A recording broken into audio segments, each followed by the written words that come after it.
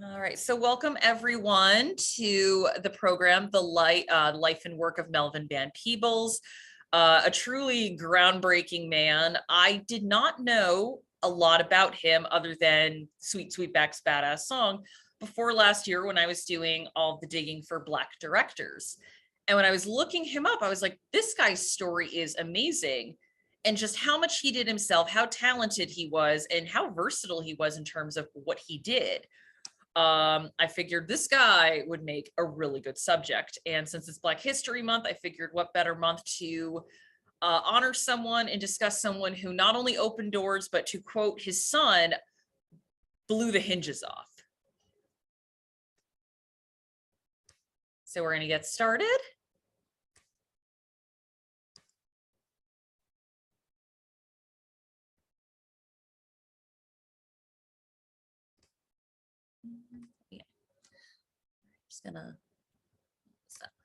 So I just wanted to start with a quote from Melvin saying, if I'm going to make it in cinema, I'll make it on my own terms. I didn't come this far to think out, to get in the man's bag, to talk his dialect and mouth his terms.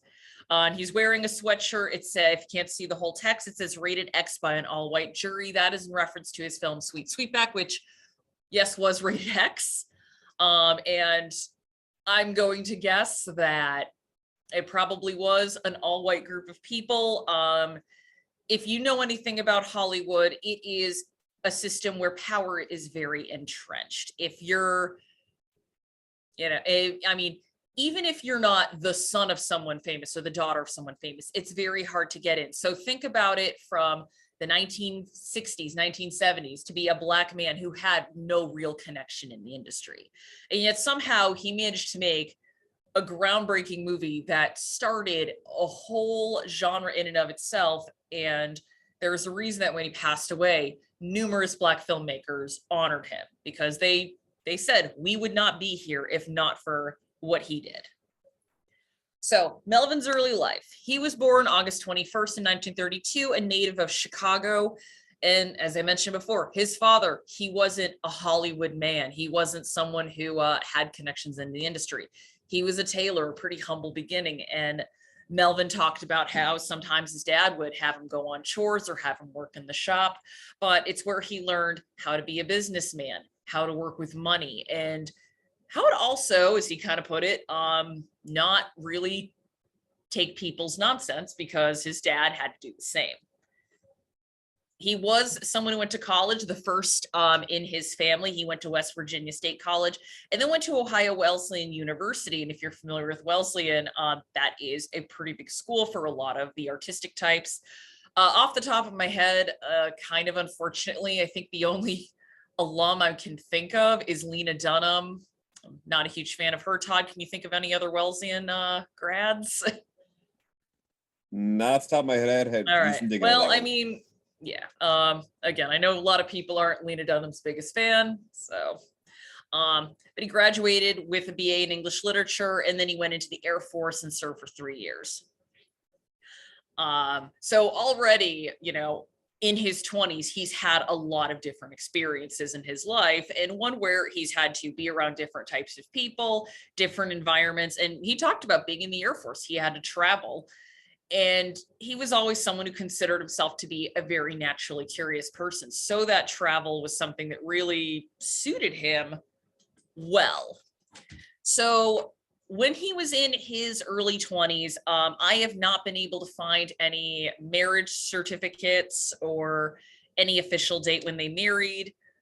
All I know is Melvin talked about being married to her. Mario, his son, talked about them being married. It is also possible that they maybe just lived together, but Maria Marx, she was a German actress and a photographer. She actually was in some exploitation films herself. They met in the 1950s. They lived in Mexico and had 3 children. And one of the reasons they lived in Mexico was in the 50s, being a Black man with a white woman, not always, depending on where you lived, the easiest thing to be an interracial couple. And even in the cities, it wasn't easy. They had 3 children. Mario, you have probably heard of Mario Van Peebles. That's his son. He's an actor and director himself. Max also works in the film industry. There was a daughter named Megan. She passed away in 2006. He does have a younger daughter named Marguerite. I don't believe she is the daughter of Maria. But yeah, lived in Mexico. While he was in Mexico, he took up painting and he just worked as a portrait painter to make money. But obviously that can't pay for 3 kids for forever. So they went back to the United States and lived in San Francisco. And Melvin was a cable car operator, an experience that would play into his creative work. So he tried to make his first feature film in 1957, but he admitted, he goes, I didn't really know what I was doing, so I just made short films. First was called Sunlight, and the other was Pickup Men for Herrick. They were both made in 1957. They didn't really get a lot of Hollywood attention. He talked about shopping it around. No one really said anything. But author Ralph Ellison, writer of The Invisible Man, he managed to see Pickup Men for Herrick and at one point hosted a screening and a discussion of that. So while it didn't get him Hollywood attention, it got him attention from people in the Black intellectual class at the time. And since he couldn't really make films because he didn't have the money and he felt didn't really have the knowledge or training, he started to write. He's like, I have a BA in English literature. He liked the written word anyway. So he would publish his work, and in some case self-publishing. And he was also multilingual because they lived in France at one point. And he would write novels in French. That will also come into the play with the making of his first feature film. So his first movie, first book, which was called A Big Heart, that was same year as his short films, published in 1957, and that was based on his time as a cable car operator in San Francisco. Some of his other books were Bear for the FBI and La Permission, which would become the film, The Story of a 3-Day Pass. And again, I liked this quote here, just, I didn't see the type of things I wanted to see, so I did it myself. And if you look at just what he did, he's like, okay, I'm not getting this. I'm going to keep trying. I'm going to keep doing something. He had obviously a lot of creativity in him, and thankfully a lot of stamina, a lot of grit, a lot of perseverance. So in the early 60s, his marriage to Maria, or his relationship with Maria, dissolved. So he went to Europe to study a number of things. The way he's told it, he initially went for astronomy, but there was a National Theater in Holland, started doing acting there, and once again was like, okay, I kind of like the dramatic end of this. And actually, he added the Van to his name. He was born Melvin Peebles, and he just figured the Van might, catch a few eyes. It might make him seem a little bit more exotic or a little bit more educated to people, which actually, once we talk about Story of a 3-Day Pass, does kind of work in his favor. He wasn't wrong that adding Melvin Van Peebles would make him sound a little bit more distinguished. So most of his time was spent in France. He worked on the French edition of Mad Magazine, which immediately has my respect. I love Mad Magazine. I grew up with Mad Magazine. I think that's something that helps kids kind of sharpen their BS detector a bit. So I'm like, good on you. He's also an investigative reporter, and he wrote for a humor magazine. Clearly he was a guy who did like to buck the system a bit. So all of these jobs definitely made sense. And this was where he started to learn French, really become fluent in it rather than just know some words and some conversational French. He began to write plays and he began to write novels. And the big novel is La Permission. And how that helped him get it made was because France had this France had the subsidy for filmmakers who would adapt French works. So he's like, well, hey, I wrote a novel in French. I'm just going to get this subsidy and write and make an adaptation of my own novel. And that is how his first feature-length film, Story of a 3-Day Pass, or La Permission, came to be. So this was filmed in France, and it's about a Black GI who is demoted because he has a relationship with a white woman while in France. And the relationship, rather than being a just star-crossed lovers torn apart by bigotry, it's more, I don't want to say realistic, it's a little bit more jaded and cynical, because he also sees that for her, she, he is kind of an exotic conquest. She doesn't quite see him as a person. She sees him as just, oh, this is different. And the pain that causes. So he not only has to deal with stuff from his fellow GIs, he has to deal with, like, I do like this person, but clearly this relationship cannot work long term. And it has the look, if you're familiar with French New Wave, so Godard's Breathless is probably like the best example to give. It has the look, and it has a lot of the camera style of the French New Wave films. But Melvin himself said that he really wasn't trying to mimic it or even be a part of the movement. As he put it, I don't know what New Wave style is. That's some ish. And what's probably possible is he spent time in France. He saw how other movies were being made and kind of said, okay, I think I can do that.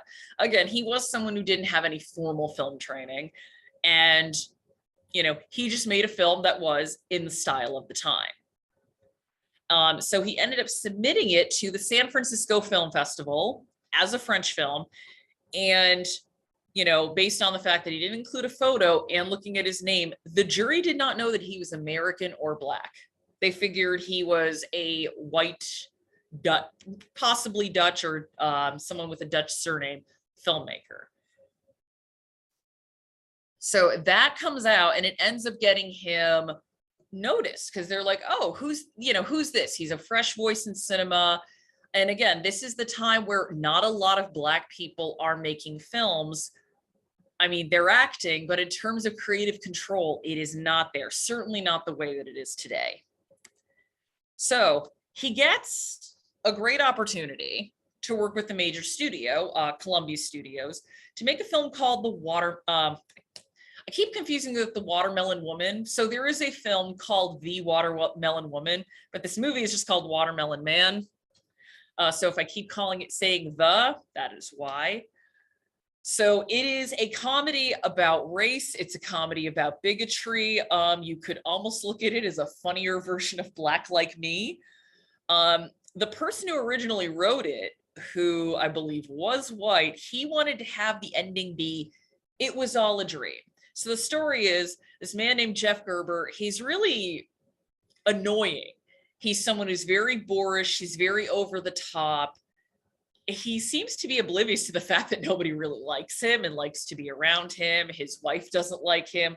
Also, his wife is played by Estelle Parsons. Not quite fresh off of Bonnie and Clyde, but a few years after. Or for someone who's younger, she was Roseanne's mom on Roseanne. He's not sympathetic to the civil rights movement. He just thinks they're trying to, cause trouble. He wakes up, and then one morning he's Black himself. And the way the movie goes is, at first he is freaking out. He thinks, maybe I'm tanning too much. Maybe I've eaten too much soy sauce. But after a time, starts to just accept, okay, I'm Black. I'm going to live with this. And then he starts to be treated the way a lot of other Black people are. So some of the people that used to kind of roll their eyes at him, like the bus driver, man at the counter, they start to go, at the very least, stick up for him. There's a scene where Jeff is running for the bus. And since he's Black, the cops assume he's stealing. And the bus driver's like, no, this guy always tries to run for the bus. Leave him alone. But it's still kind of like, what happened to you? The film ends, as you would expect for a film made in that time, where he realizes, okay, my people at my job don't treat me the same way anymore. My wife, who, in a very interesting move, she at the beginning of the film is sympathetic to the protests and the civil rights movement, but the minute her husband is Black, she starts to really pull away. I think a very good commentary on sort of the fact that people will be nice about it, but It's a little bit different when it's right in front of them. Sort of the performative kindness that we can see. And I'm sure Melvin probably experienced. But there is triumph at the end of the film. So even though he loses a lot of things he had before, he's like, he also decides, I'm going to open up my own practice because I'm an insurance salesman. There's a whole market out there for me. And he also starts to take self-defense lessons and kind of, finds a new community. And again, the ending of this movie was just supposed to be Jeff wakes up, it's all a dream, and he's learned something now. Well, Melvin did not like that. As he said, he goes, being Black is not going to be a bad dream. And again, y'all can see me if you see what I look like. I'm about the shade of a sheet of paper. But I can understand from his perspective reading this and really liking what this movie does and just being like, oh, you just think this is a bad dream. Yeah, no thanks. And also, not only to imply that this is a dream someone can wake up from, but it's also a little bit insulting for people who do have to live this experience every day and don't get to wake up. So Melvin decides we're not keeping that ending. The studio wanted the ending, so Melvin kind of found a way around it. And Melvin butted heads with the studio on this a lot. The other thing he butted with was before production even began, which was the cast. The studio wanted a white actor, I think even Jack Lemmon, whom I love, and I think would be smart enough to not do this. They thought Jack Lemmon for the role, but he would perform the role mostly in blackface. And again, Melvin's like, we're not doing that. And he actually turns it around. Godfrey Cambridge performs the first 20 minutes of the movie in whiteface. So before there was White Chicks, there was Watermelon Man. But the final battle came for the ending of the movie. Melvin wanted this transformation to stick, and he kind of wanted to turn it into a story of empowerment. Like this guy actually finds a new sense of power, a new sense of self. But of course, the studio being the studio, he had to find a way to work around it. So he told the studio, like, oh, we'll shoot 2 endings and see what works best. Well, that's what he told them. What did you think of the script itself? What did you think of it? Well, it was called The Night the Sun Came Out on Sleepy Hollow Lane. And I remember the writer came to me afterwards, sending notes that I had betrayed his. It didn't end like that. You see, the film ended with a guy. One morning wakes up, one night he goes to the job and he's Black, and all these things happen to him. And then the original script, he goes take another crap or whatever he's doing, and he's white again. That's in the movie. I said, that ain't what's fun. Well, no, Mel. So we all had a talk, and we decided we should go quick. Except on the shadow. What did you say to them when they said, where's ours?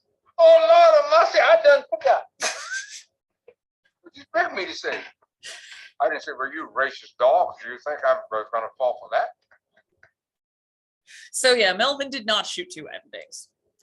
He played them, and again, a new director on his second feature, sticking to his guns and getting his ending in the studio.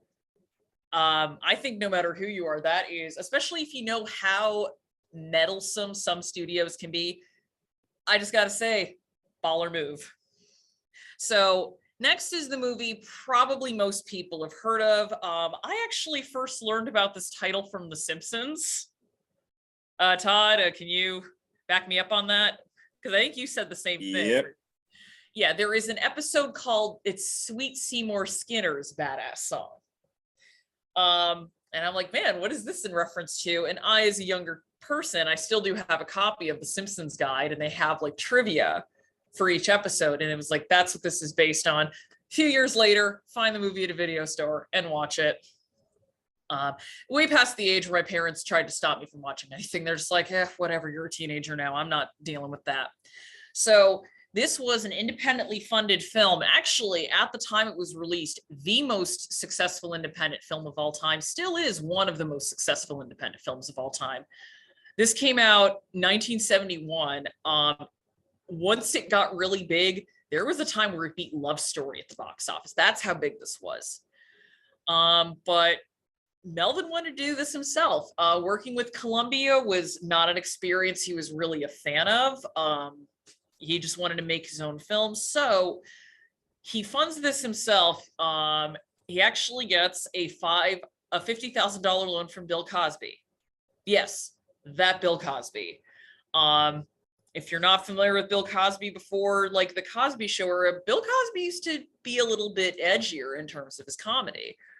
And the film was rated X. It has explicit sexual content. It has violence. The general plot, in which the main character fights back against police officers in self-defense, yeah, that got the movie a lot of controversy and got it an X rating, which is where the rated X by an all-white jury comes from. Melvin took that rating and wore it with pride, because he just saw it as like, it's proof that what we're doing, they don't want you to see. And this was a film he wanted to make. He's like, I want to make a Black experience, a Black attitude, and put it on screen. I don't want it filtered through a studio, which is, for the most part, run by and staffed by, at the time, white people. And interestingly enough, it's credited with kicking off the Blaxploitation genre and even being a Blaxploitation film, but Melvin himself has said this wasn't Blaxploitation, and Melvin has actually been very critical of Blaxploitation because he made this film to be a political film, a very overtly political statement. And he felt that a lot of Blaxploitation kind of put style over any of that substance. So he's always been, or was always, a little bit apprehensive to have this movie be associated with Blaxploitation. But there was an interview I read with him where he said Sweetback was the illegitimate father of Blaxploitation.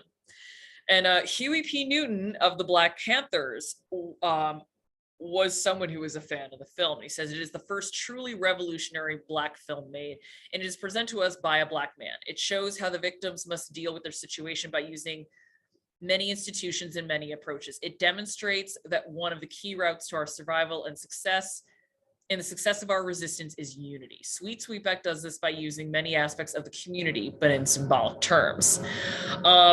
It is not a movie for everyone, and I guess, Todd, would probably be a good time to talk about it now. There's definitely something in this movie that I don't think you could do anymore now. So the beginning of the film is Sweetback as a young 11-year-old has his first experience with a woman, and the person playing young Sweetback is Melvin's own son, Mario. That's just something where I'm like, yeah, I don't think you can show that in a movie anymore, for better, obviously. Although I did find an interview with Terry Gross where she talked to Mario about it, and Melvin. She interviewed him one time, and then later she talked to Mario and talked about it. Melvin just said, I'm a father myself. I was there. I wouldn't make him do anything that I wouldn't have another kid do. So from his perspective, he's like, he had it. It was a safe set. Mario said that he really didn't want to do it. He was kind of afraid that they make him cut his afro, which they didn't, but he was scared that kids were going to make fun of him. Although he did say later, he's like, once I got a little older and kids started watching the teen 20s, people watched the movie and they knew that was me. It's like, oh, cool, that was you. So at the very least, the two people involved didn't seem to be very poorly affected by it, but that's one where I'm like, that's kind of a yikes for me. And it's like kind of a, yeah, thankfully we don't do that anymore. And after that, Melvin, he never had the two, or the three big hits that he had back to back. And he actually stepped away from filmmaking for a while and focused on playwriting. And he did do something that was a little bit in the middle, which was a filmed version of one of his plays, which was Don't Play Is Cheap. He wrote this play, and it was actually based on Les Jetés in Harlem, which he wrote during his time in France, or Harlem Jeté. Pardon my butchering of the French language. Nominated for a Tony, and it's about basically two imps. They're trying to become actual devil bats, so full-fledged demons. sort of the opposite of the angel trying to get its wings, the devil trying to, demons trying to get their horns. And they go to a party in Harlem and try to ruin it. But they're unable to do so because of the unity and the community that is there. And this did not have a wide release for years. It had a theatrical release in the 70s. But before a DVD release in 2006 was basically out of print. Even VHS copies were rare to find. And it wasn't until 2001 with the Criterion Collection that this has had a Blu-ray release and a remaster. And again, I think the reason Melvin went to the stage was the same reason, he went independent to make Sweet Sweetback. He really, doesn't like to be told what to do. And in the 70s, the movie system was really starting to shift. We had the era of the auteur in the late 60s, early 70s, and that is, I think, why Melvin really flourished in that time. But by the mid 70s, we're starting to see a little bit more blockbusters come into play. Studio control is really starting to, become a thing again. We're starting to see producers and stuff tamp down. I mean, the real death of the auteur came. Todd, what would you say is the real death of the auteur? It's Heaven's Gate, right? That is generally the agreed upon final turning point, yes. Yeah. But in the mid 70s, the control is starting to move away from a director and the writer and back to the producers in the studio. And whereas playwright, you can kind of write your stuff, you can put it on.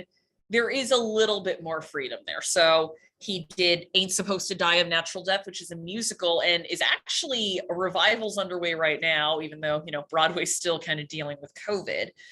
Waltz of the Stork was 1982, which is inspired his final film. That's one I've been trying to track down, haven't been able to yet. He did a musical about the lives of Bessie Smith and Joe Louis, and he even workshopped, it didn't really get beyond workshopping, but a musical adaptation of Sweet Sweetback, which kind of wish that had turned out because I would watch it. So as we move into the 80s, again, this is when the studios are really becoming the thing. Franchises are starting to become a thing. The 80s are, I think, a more varied decade than people give them credit for. But if there is one thing we're starting to see, it's the studios have the control, the individual creators, not so much. So Melvin, had trouble getting work in a studio sense. He did do a lot of work on television. He acted. He actually wrote it was an ABC kind of after school special movie of the week. It's called The Day They Came to Arrest the Book. And timely subject, unfortunately, it is about a challenge to a book and someone who wants a book removed from a curriculum. So, nice to see that Melvin Van Peebles was someone who was on the side of intellectual freedom and free expression. But with the 80s and into the 90s, the second generation of Van Peebles started to come up, and that was with his son, Mario. So Mario grew up helping his dad make movies and, what he considered embarrassing at the time, Sweet Sweetback. Mario also wrote a long essay where he talked about how art was always a part of his family. He's like, my dad painted, he made movies, he wrote. My mother was an actress and a photographer. She also dabbled in painting. So he kind of figured, he goes, I don't think there's any other route I could have taken in my life. But he decided he wanted to be an actor. And the first film he did with Melvin was Identity Crisis. This is 1989, tail end of the 80s. This is about a rapper who becomes possessed by the spirit of a fashion designer. So written by and starring Mario and directed by Melvin. So in keeping with the family tradition, they're trying to do it themselves. They're like, I'm going to write this, I'm going to star in it, I'm going to direct it. Trying to have as much control over the project as they can. 1990, and actually New Jack City, great movie if you haven't seen it. That is Mario's big directorial debut. 1995 is Panther, and that is based on Melvin's novel about the Black Panther Party. I mean, if you couldn't tell by now, Melvin Van Peebles definitely on the more radical end. Melvin wrote and Mario directed. And fun bit of trivia, which might win you a bar bet. Gang in Blue 1996. So it's a TV movie directed by both Melvin and Mario. They co-directed it. Mario stars as a police officer who realizes, however, if you look at this, the image, who is that as his co-star but Josh Brolin? So again, this could win you a bet. Mario Van Peebles and Josh Brolin have been in a movie together. But Mario kind of steps away from directing. I mean, I wouldn't say that directing was his only passion. I just think creative expression was Mario's passion. Or Melvin's passion. I think he just wanted to find as many ways to express himself as he can. But we'll get to this a little later. Melvin also had a few other things going on, especially in the 1980s. And just to focus on Melvin and Mario, which really is, I think, a very sweet Hollywood family relationship. Sometimes, if you've ever read stuff like Mommy Dearest, famous kids of famous parents sometimes do not have the most flattering things to say about them, but they've always consistently had a close relationship. And they've both said it hasn't always been easy. We've had our disagreements, we've had our difficulties, but Melvin's always been proud of Mario for following in his footsteps, and Mario's always really just been an admirer of his father. And Mario's obviously the most famous of the four kids. And as I said, New Jack City, great movie to watch, great Wesley Snipes performance. And I mentioned before, he made his debut as young Sweetback in Sweet Sweetback, which, again, I think by now today's standards, fairly awkward. In an interesting turn, Mario made a feature about the making of Sweet Sweetback in 2003, and it's called Badass. And he didn't just make the movie, he starred as his own father. And he talked about it with Terry Gross, saying like how much making this movie gave him even more appreciation for all the stuff that his dad did on his own when there was really no one backing him. And even his agent there's a scene where his agent's like, are you crazy to turn down a 3-picture deal with Columbia to make your own movie? But Mario said he saw this as just an example of his father's artistic integrity. And they've also acted together on screen. If you're a fan of the series Living Single, there is an episode where one of the characters is trying to decide who to date, the character played by Mario or the character played by Melvin. She ends up choosing Melvin.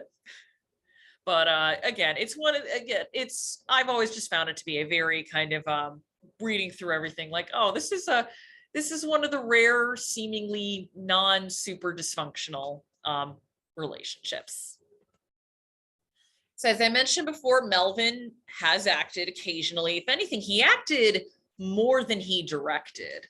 So, as much as he seemed to not like to be told what to do, he still liked to find a way to get some of his creativity out. And, if the project really suited him, he would go for it. Again, he played the role in Sweet Sweetback kind of as a way to save money. He's like, oh, well, I don't have to pay another actor. I'll just do it myself. He acted alongside Mario in Sunny Spoon in the 1980s. Some of his credits, he has a very interesting IMDb acting credits list. So Last Action Hero, the live action Fist of the North Star, the 1997 adaptation of The Shining, Peoples, and Bulworth, which actually Bulworth I think is a pretty great movie. His first movie, if you watch Watermelon Man, he's in there at the tail end. He is the guy who is painting Jeff Gerber's sign on his new door, sort of a nod to how he got started. And his final role, pretty much almost up until the end, he acted, was in Mario's film Armed. So there was a documentary made about Melvin in 2005. It's called the Zoom is actually, How to Eat Your Watermelon in White Company and Enjoy It. It chronicles his life and career, and a lot of people are interviewed. So Gordon Parks, who directed Shaft, is interviewed. Spike Lee, who's talked about, like, he's been one of the ones who said, if it weren't for him, I probably wouldn't have a career. The movie did have its critiques. It does downplay some of his work in the 1980s and 90s. One of the reviews I read for the AV Club said it did kind of brush over his attitude towards women, which, I mean, I don't think he had the most enlightened attitude towards women, but some of his, if we're talking about women in his films, some of it is influenced by the time he lived in. The film The Watermelon Man has a scene later in the film where a secretary who's been flirting with him in the office, he finally decides to, have a one night stand with her. And the language she keeps using with him afterwards makes him uncomfortable. And he finally just says, like, I don't think you like me for me. Again, going back to, I think you only see me as an exotic conquest rather than a person. And as he's leaving, she starts to yell for the police and say that she was assaulted. And in the era of Me Too, where we're starting to take accusations more seriously, that's definitely something that you look at and might feel a little taken aback by. But in the early 1970s and late 60s, the era was very different. This was not too far removed from Emmett Till, where a woman falsely told police that a young boy whistled at her and it led to him being murdered. So from his perspective, this is something that Black men would have to deal with, that if they accidentally did something to tick someone off, they might accuse them of something. So again, this is something I say in a lot of my programs. Context is always important. We can still look at these movies in today's eyes and go, it might not be great, but we also need to look at the era in which they were made and how that might have influenced it. So other ventures. I said Melvin had some other things going on in the 1980s and, kind of walked away from Hollywood, which was, again, pretty controlling at the time. And he decided to go to Wall Street. So he had a friend who was a producer and an entrepreneur. He introduced him to trading, and he had a lot of success as an options trader. And for a brief period of time, he was one of the few, if not the only, traders on Wall Street. He is sometimes incorrectly attributed as the first trader on Wall Street. I remembered seeing that claim and being like, I don't think that sounds true. There were people who were traders before him, but definitely the most high profile at the time. And I think for a short period, he was the only, but certainly not the first. But he did write, a book about this called Bold Money. And he did end up making a good amount of money to kind of sustain him through a couple of decades. And that's partially probably why he didn't have to take a lot of directing for higher gigs, or if the only 4 higher gigs he'd take would be acting, because he's just like, whatever, I have money. And by all accounts, he lived fairly modestly, didn't have a big penthouse or anything, lived enough to live comfortably. And throughout his life, he would paint, he would make art, he's exhibited his own work. I think the last time his art was exhibited was in 2013. He was part of an art show. And you can see behind him, the Ghetto Mother's Prayer is one of his paintings on display. He also did like to do a lot of mixed media with it. So not just paint, like to use a lot of other stuff for texture. He was an avid runner, which totally a thing I can get. He ran multiple marathons, something I can't relate to. In 1979, he wrote a couple. He used to write every now and then articles for Runner's World, and he talked about running the Boston Marathon one time, which again, something I wouldn't do. He's also a musician. If you watch a lot of his earlier work, his music will be in there because again, he's like, oh, it's cheaper. I can just make my own music for this rather than license songs. He has a jazz band. The name is With Laxative, or Melvin Van Peebles and the Laxatives. And Wall Street Journal asked him that, and he just said, oh, I named it that because, quote, I don't take no ish. So Melvin passed away last year. Can't remember if this was before or after I decided to do the program. So I am not, please don't hold me responsible for jinxing this. And when he died, there were a lot of people that were kind of like, oh, who is that? But the minute you said Sweet Sweetback, it was like, oh, that guy. But among the Black community in Hollywood, or in the Black community in general, this was a name where it was immediately a lot of mourning. His son Mario said, Dad knew that Black images mattered. If a picture is worth 1,000 words, what's a movie worth? We want to be the success we see. Thus, we need to see ourselves being free. True liberation did not mean imitating the colonizer's mentality. It meant appreciating the power, beauty, and interconnectivity of all people.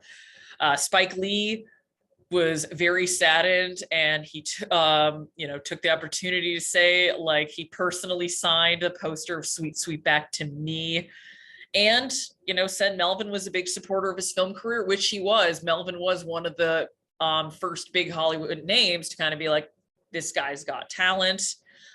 Barry Jenkins, who directed Moonlight and If Beale Street Could Talk, Ava DuVernay, a lot of people just wrote tributes, because again, it was this idea of this guy walked so we could run. Or to go back to what Mario said, my dad didn't just open the door, he blew the hinges off.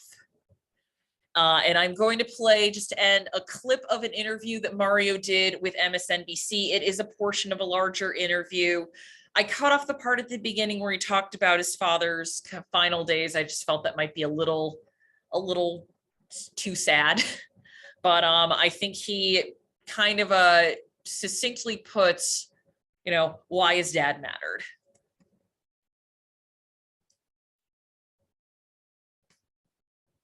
Dad understood something that, when you're a person of color, right, and you grow up in America and everyone on the money is white and male, and the Easter Bunny and Jesus are white and as depicted as white, and you start to wonder if you can really achieve things until Melvin Van Peebles put Black power on the screen.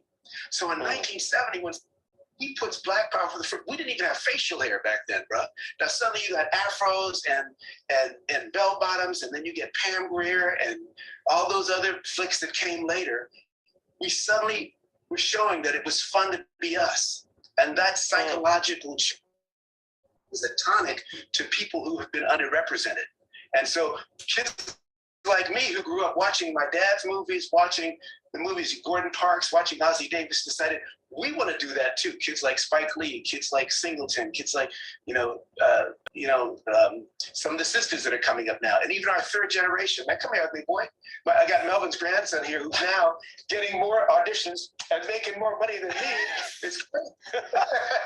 Well, look at his shirt. See the shirt? I'm a Sweetback. Boom. Say hi, boy. Okay. So we have a laugh and we play a lot in our family. Me and my son hang together. Me and my dad hang together. And so what's cool is you develop a work language, but you also have a father-son homey language, and that's beautiful. And he lived a big life, man. He did his thing, and he did Broadway. He had a beautiful play called Ain't Supposed to Die a Natural Death, and another one called Don't Play Us Cheap. And we're going to bring Ain't Supposed to Die a Natural Death back to Broadway, and Kenny Leon is going to direct that. And then, as you pointed out, the Criterion folks are bringing out his movies. And when Sweetback became the top grossing independent hit of 1971, the guy who did the artwork on the cover for the Black Panther paper was Emory Douglas. And he does the cover of the 5-box set of my dad's movies. So 50 years later, Emory Douglas is doing the cover, and it's all things Melvin, man. So 50 years since Sweetback, 30 years since New Jack, put it all in his shirt for Dad. This is all our movies, and says Black images matter, because the first thing to set in your mind free is seeing the imagery that tells you can do it. Right.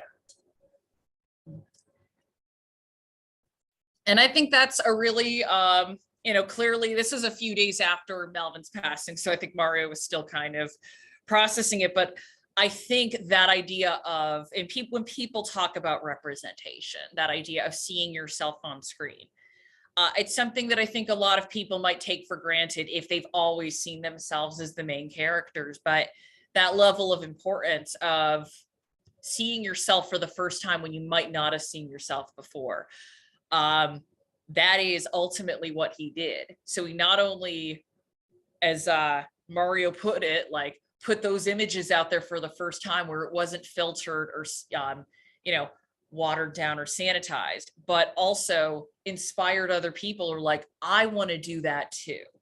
and really opened the door for a whole bunch of other filmmakers. And we'll be talking about this with Ida Lupino as well, just this idea of people who want to make films but feel like the industry might not be for them, but suddenly seeing, oh, well, if they're there, I can do it too. Stop the share. So someone said I'd add Van to my name too. It would not sound as good as Van Peebles. So a little bit shorter this time, but does anyone have any questions or comments? Has anyone ever seen any of his films? Because I'd say I saw Sweet Sweetback kind of in might have been, I don't know where it was. It was back when video stores still were a thing, and I was able to get a copy of Sweetback. But so it must have been early odds. For me, I was like, I think the only blaxploitation movie I had seen had been Foxy Grounds. So this was like, oh wow. Between that and my like starting to watch horror, my parents were like, oh, where did you come from, and what are you watching? All right, does anybody have any questions, comments, or we can always open this up to Oscar discussions? Because actually, Todd, do you think he'll be in the In Memoriam this year? If he isn't, they are going to get an earful for it the day after. Well, I feel bad for whoever is doing the In Memoriam, because I mean, a lot of icons are just getting older. I mean, we just lost Ivan Reitman, who that surprised me. I was shocked to see that this morning, but I feel like the poor person who is doing the In Memoriam is probably just like, okay, I got to add another one. Oh, I'm going to forget somebody. I mean, it could be worse. Remember the year Bill Paxton died, like the day before? Oh, but you can't. A lot of this stuff is set and ready to go. I'm not going to blame them for that. But yeah, no, it's like, I just imagined they heard the news. I was like, oh, come on. Well, I was oh, come on for other reasons, because I'm like, what do you mean no Bill Paxton anymore? What? But yeah, no, I hope that this inspires you to check out his work. I think a good like opening film is probably going to be Watermelon Man. It's sort of like how I'd recommend Polyester for John Waters. It's a good mix of, the arty side with a little bit of the radicalism, but I mean, Sweet Sweetback, I don't think it's for everybody. As most exploitation is not for everyone. I understand not everyone's taste is the same, but we actually rewatched Watermelon Man this weekend. I'm like, man, this movie's great. Also, Godfrey Cambridge, what a great comedic actor. Again, he was someone I really hadn't heard of before the movie, and I believe he died in 75, 76. And I'm just, what was it, 45, 43, just very young from a heart attack. And it's another one of those, like, this guy's so funny, so talented. How much more could he have done? And he gets what Melvin's trying to do. And that's always really great when you have an actor who 100% gets what the director's going for. But it's funny. It's you got a lot of great comedic beats. Also, if you're a fan of either The Muppets or Phantom of the Paradise, Paul Wilson is in this. Is it Wilson or Williams? Williams. He is in it for 2 seconds. And I think I looked at you and I'm like, is that? Yep. Yeah. Well, I mean, it's kind of hard to miss, but it was one of those where I had seen it a few years ago, and then I watched it again. I'm like, oh, I missed this guy the first time. Someone said they've inspired me to explore his work. That is awesome. I think the Criterion, if you have Criterion Channel, or also if you have HBO Max, they get a lot of the Criterion Collection stuff as well. You can probably find their stuff streaming. A lot of his work didn't have, it was out of print for a while until Criterion got a lot of it. And I think Story of a 3-Day Pass was another one where it went decades without having a release. I know that Don't Play Is Cheap wasn't out of print. But it's great. Really great, just a really great and inspiring story. Heard a morning musical called Black No More.